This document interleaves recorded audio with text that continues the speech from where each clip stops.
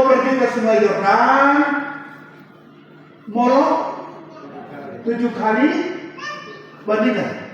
Saya bandingkan begini.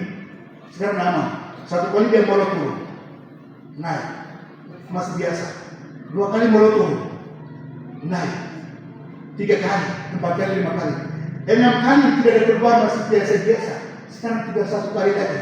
Ini antara jadi dan tidak jadi. Begitu 7 kali turun di atas, keluar di ternyata sesuai dengan apa yang Elisa katakan terjadi. Bapak Ibu Saudara, sekarang pertanyaan begini, kira-kira apa yang membuat Naaman itu tubuhnya seperti seorang anak kecil yang bisa ini? Apakah semua Yordan punya khasiat yang luar biasa? Hah?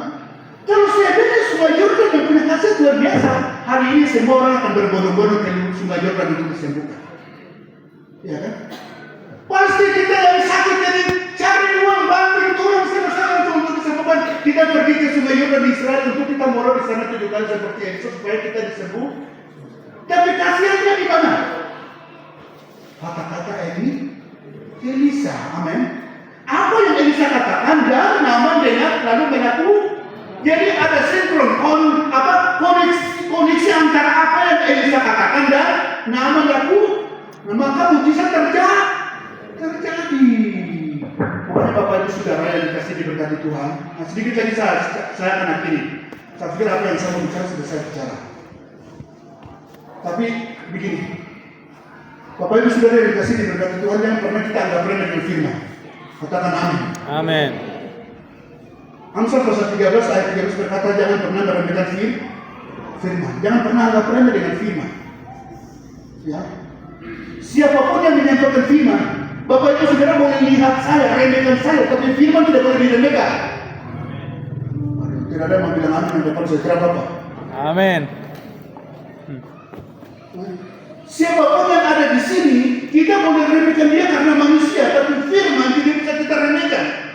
Mungkin hamba Tuhan akan menyampaikan dengan persiapan mereka yang sesampaikan 20 menit, 30 menit atau 1 jam sesampaikan. Tapi inti dari itu kita harus pegang 1-2 kata, 1-2 kalimat menjadi pegangan pedoman kita setiap hari. Saya mengatakan kita akan menjadi orang yang paling beruntung. Amin. Hari-hari ini kita sedang mengalami seperti begini. Orang kalau tidak tahu berenang, baru dia coba berenang, itu namanya bunuh diri. Betul atau tidak? Satu kali itu, Pak Walter ini dia belum tahu berenang, dia ini masih muda. Sungguh kita kewalan sekali. Dia coba turun di kali Bali begini, di pinggir saja orang Bali besar, kalau kita mau angkat sempat, dia turun bagian sih, bukan kali kita.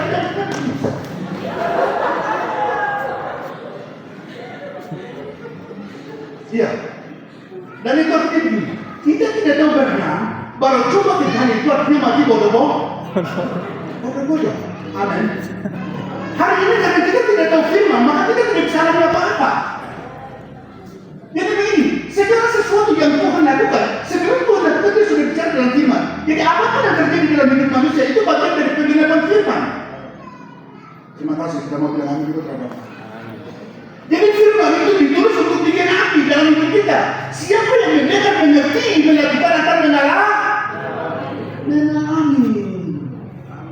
Amin. Jadi begini, firman Tuhan bilang begini, usirlah setan-setan. Saudara percaya? Amin. Yang bilang usir setan siapa? Tuhan kan manusia. Halo, yang usir setan siapa? Tuhan kan manusia. Ini pemahaman yang salah. Tuhan harus perintahkan manusia usir setan, bukan Tuhan. Jadi manusia bisa usir setan. Musuh manusia itu siapa? Setan. Baru kena enak sekali kita punya musuh, baru suruh Tuhan yang usir. Dia bilang, aku memberikan kuasa kepada kamu untuk mengusir setan saya. Amin. Makanya begini, karena kita tidak mengerti firman, maka kita selalu aplikasinya salah, kehidupannya salah. Itu satu peristiwa terjadi di satu sekolah. Satu sekolah anak-anak kerasukan setan semua. Setelah kerasukan setan begini, langsung mereka mentempat jadi anak-anak di sekolah itu tidak boleh ke tempat itu, ada pohon berdiri, jadi di situ ada setan begitu. Jadi orang di situ semua mengalami kerasukan. Ini memang karena setan juga dia diakui di situ, akhirnya dia kan licik pintar, jadi dia sekarang beroperasi di situ. Siapa coba-coba lewat ke situ kerasukan?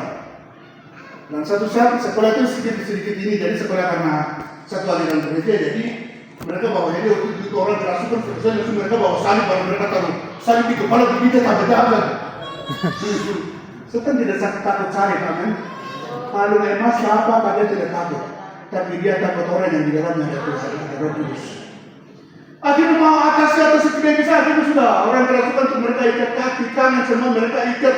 Setelah itu langsung kasih naik di mobil. Setelah itu bawa ke rumah sakit, bawa ke UGD. Bawa ke UGD dan begini, dokter juga bingung tangani dia. Kan salah alamat, karena apa salahnya? Mengerti.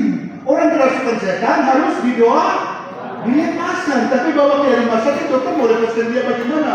Kalau sakit malaria dia bawa ke rumah sakit. Kerasukan dia bawa ke rumah sakit. Karena apa? Pemahaman yang salah, pengertian yang salah, membuat kita salah arah, tindakan salah. Ya, saya ditelepon dan pergi dan di rumah sakit dokter semua mereka ini baru apa? Kita doakan lepaskan di situ, baru dia dilepaskan di situ, baru langsung semua orang mengerti bahwa ternyata orang kerasukan bukan hanya menjadi rumah sakit, tapi membantu. Iya. Jadi begini, ternyata semakin banyak mengerti firman itu sebenarnya hidupnya semakin gampang gitu. Amin lah. Iya. Semakin banyak mengerti firman itu semakin gampang hidup ini gitu. Kita santai saja karena kita tahu janji Tuhan. Orang bilang kita begini segala macam tidak pusing yang kata orang. Sabtunya Tuhan saja bilang begini kok siapa? Nah, ada ya. Ada beberapa hal lagi yang saya akan bicara akhirnya. Jadi satu kali itu satu orang di Jayapura 3 hari minum pakai mobil. Dan akhirnya teman-temannya kasih racun dalam minuman itu, saraf ini semua mati. Saraf ini semua mati dan sudah tidak bisa bergerak, bicara pun tidak bisa, makan pun tidak bisa. Jadi istrinya hanya buat apa? Bawa pepaya atau buah naga, baru blender dia baru apa? Pakai sedotan.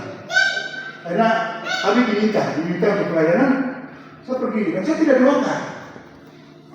Dan saya mengerti itu firman Tuhan yang begini. Satu kata yang Yesus bilang dalam Lukas pasal 10 waktu dia utus 70 murid, dia katakan begini, sembuhkanlah orang sakit. Amin. Saya mengerti ayat itu, ternyata Tuhan tidak perintahkan untuk doakan orang sakit, tapi sembuhkan orang sakit. Berarti apa Tuhan itu sama dengan dokter? Kita ada dokter, Pak. Yang bilang siapa? Halo? Yang bilang sembuhkan orang sakit siapa? Kalau Tuhan Yesus bilang berarti kita bisa menjadi penyembuh kan tidak? Yesus bilang sembuhkanlah orang sakit. Masa banyak aplikasi kita kebanyakan doakan orang sakit. Nah, saya berbicara firman itu langsung, sudah, begitu saya pergi, saya tidak doakan dia, tapi saya bilang istrinya.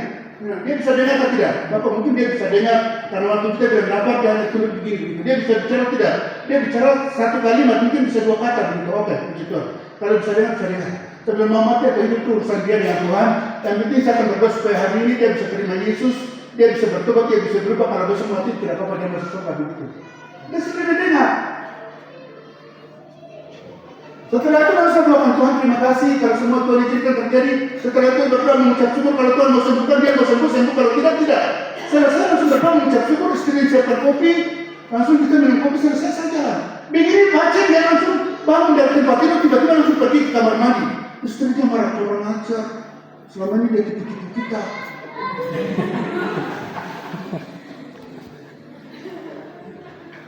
Dia tipu-tipu kita. Setelah dia kembali baru sedikit, bahasanya sedikit kaku-kaku dia bilang, Mama, bubur. Dia bilang itu langsung mamanya, istrinya bikin bubur cepat-cepat. Baru setelah itu langsung dia makan bubur habis baru dia istirahat. Besoknya istri tidak percaya bawa ke dokter. Dokter tahu bahwa saraf itu sudah mati. Dokter tunggu berita duka. Begitu orangnya datang, dokter bingung.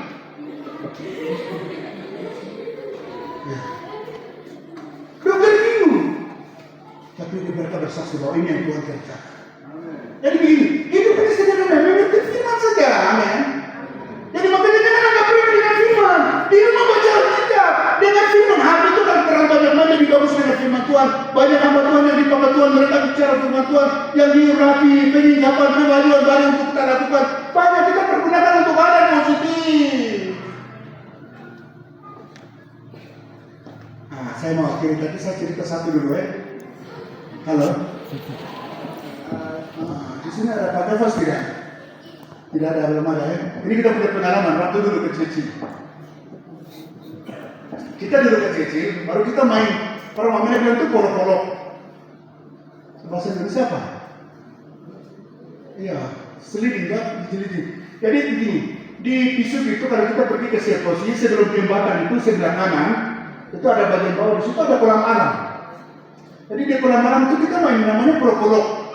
Jadi itu kita bikin jalan begitu untuk kita ini, kemudian kita kasih licin pakai lumpur, kasih licin baru dari sini kita langsung mulai. Jadi langsung kita turun macam seliding gitu toh. Kita turun seliding ini langsung setelah itu kita langsung masuk di dalam air.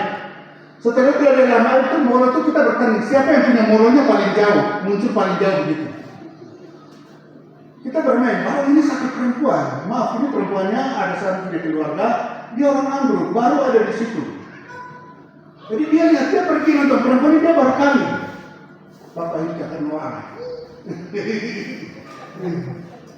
Jadi dia baru kali.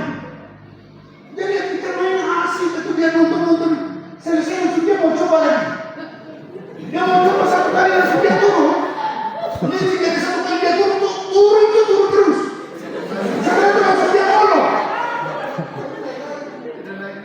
Bapak ibu setelah dia molor dia tidak naik.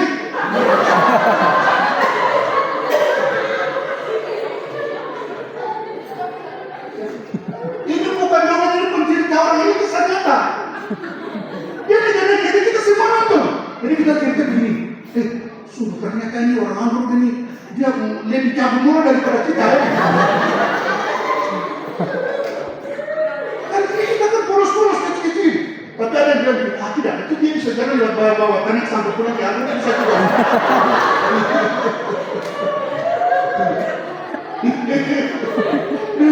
Kita tunggu sampai tidak naik.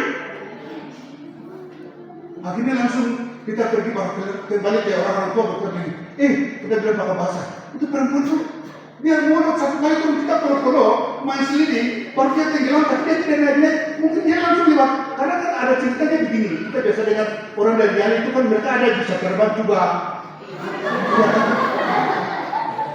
begitu. Jadi kita kan percaya anak-anak kecil tuh, polos-polos dia percaya seperti begini, jadi mungkin juga dia lewat bawah kanan, mungkin setelah mobil langsung dia pulang ke kampung kan. Ini kita cerita sama orang tua, ini dia sudah mati tuh.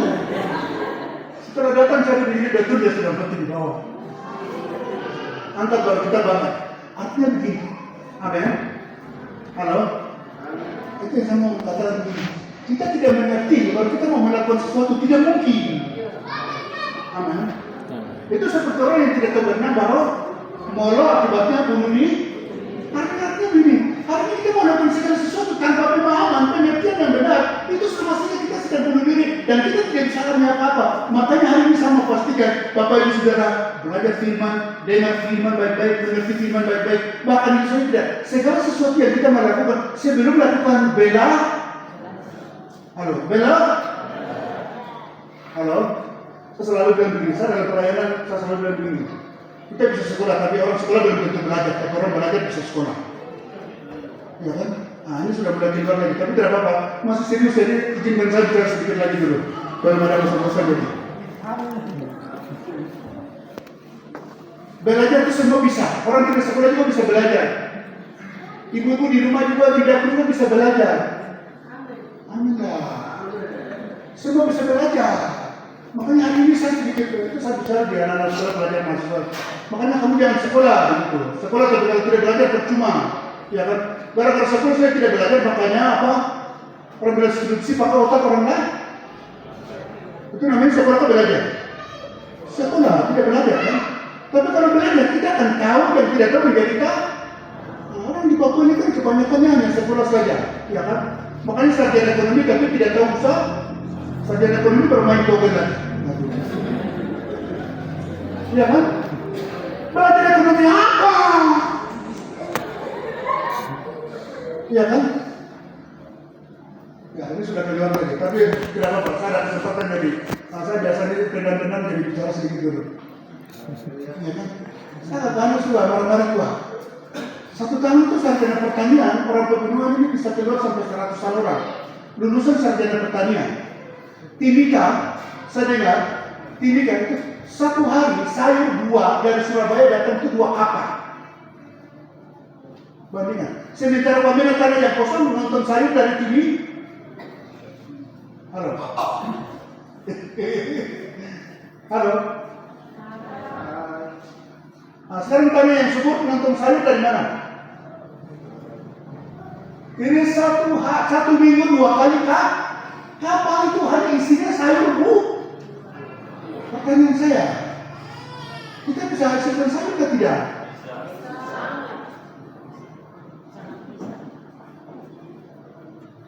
Bandingkan. Sekarang pertanyaan saya ini, saya tidak bertanya kau bikin apa? Belajarnya apa? Sampai bikin tempat tumbuh, saya tidak tahu. Tumbuhnya ada di kantor. Pertanyaan saya, ada tanah kebun di kantor? Ilmunya ilmu untuk duduk di kantor kan ada tanah. Ini gara-gara apa? Seko, tapi tidak bela. Amin. Amin. Amin. Makanya bela. Belajar. Lihat teman kiri kanan. Lihat teman, lihat dulu. Makanya bela. Belajar. Yang keras. Makanya bela. Belajar. Yang keras. Makanya bela. Belajar. Tepuk tangan dulu untuk diri sendiri. Tidak perlu tua, kau muda, kau sekolah, kau tidak sekolah, kau kita bela. Belajar. Tidak ada orang hebat tanpa belajar. Tidak ada orang sukses tanpa belajar. Tidak ada orang bisa tanpa belajar. Hidup ini belajar.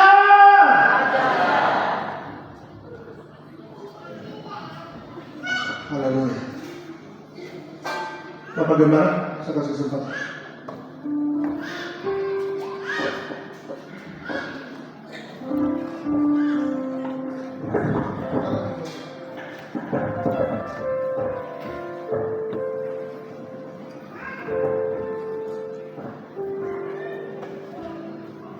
Tuhan,